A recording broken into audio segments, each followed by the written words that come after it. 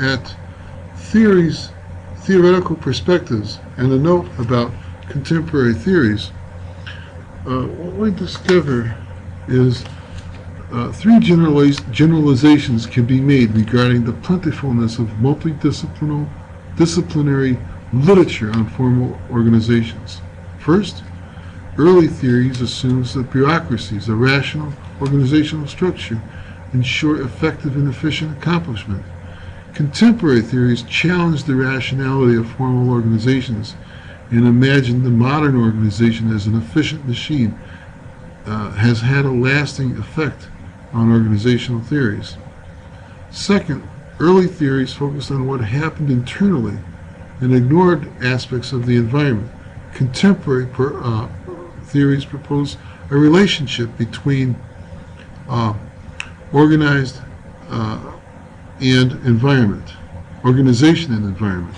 And third, most organizational theory has been biased towards the interest of owners and managers rather than the interest of workers. In recent years, we have found that there has been a change of this, and organizations have been more management focused in a nutshell. And contemporary theories are now influenced by the national culture of theorists who developed them. And these are things that we must keep in mind as you have read the material. There are organizational worldviews of contemporary theories, and these organizational theories are constructed according to the worldview tied up in culture, and they vary from nation to nation.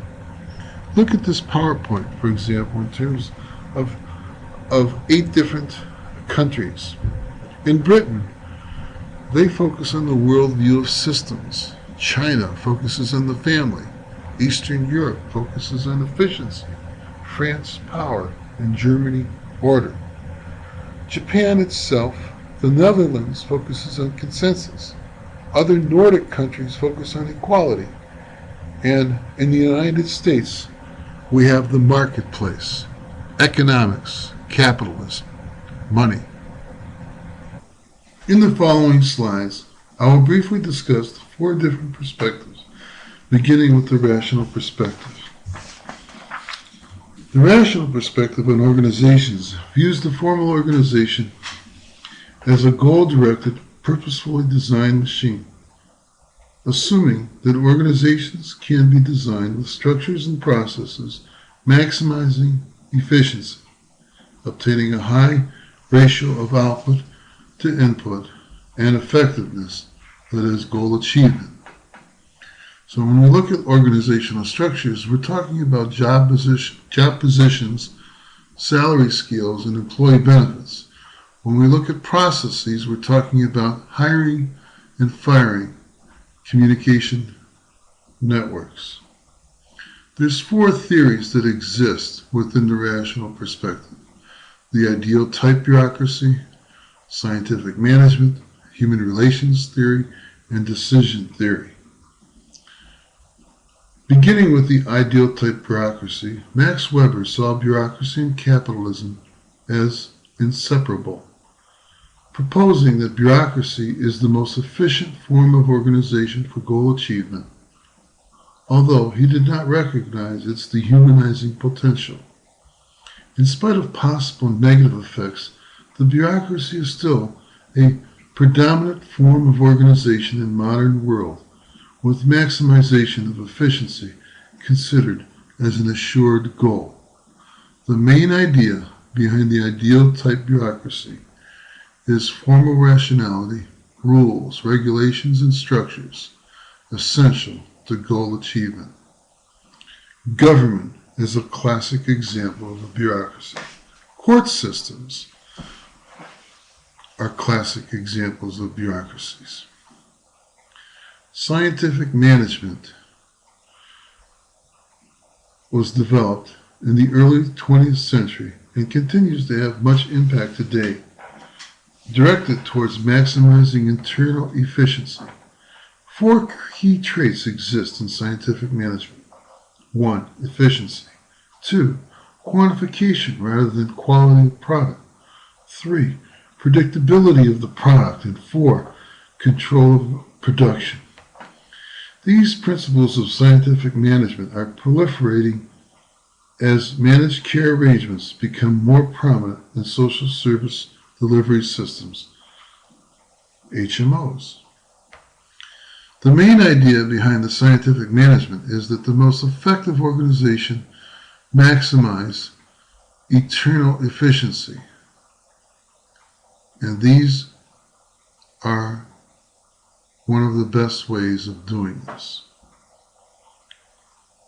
Human relations theory seeks to maximize organizational effectiveness and efficiency, where researchers studied the effects of working conditions on productivity at a Hawthorne plant of Western Electric Company in the 20s and 30s. Although the 1920s and 30s, I should say now. Although the validity of the original findings has been questioned, the study called attention to the importance of human interaction in organizational efficiency and effectiveness. In this case, the tendency of participants to perform in a particular way just because they were being observed, the Hawthorne effect. The studies of the Hawthorne plant gave rise to human relations theory. The main idea behind the human relations theory is that human relations are central to organizational efficiency and effectiveness. And last, decision theory, or decision-making theory. Decision-making theory emerged in the 1950s when theorists began to study limitations to organizational rationality. In particular, how these limitations related to decision-making made by administrators and different organizational actors, and the effect these decisions had on the organization as a whole. March and Simon used the term bounded rationality to describe the constraints that limits the operations of managers. These constraints, or examples of these constraints, are incomplete information about alternatives, incomplete understanding of possible outcomes of a decision, limited time to explore other alternatives, and so on. They also suggested that these bounded rationality led decision makers to seek satisfactory rather than perfect solutions and to discontinue the search once a satisfactory solution was discovered. The main idea behind decision-making theory is that organizational reality has limits. So when we look at the rational perspective, we look at the main theme being of the organization that is goal-directed, a purposefully designed machine.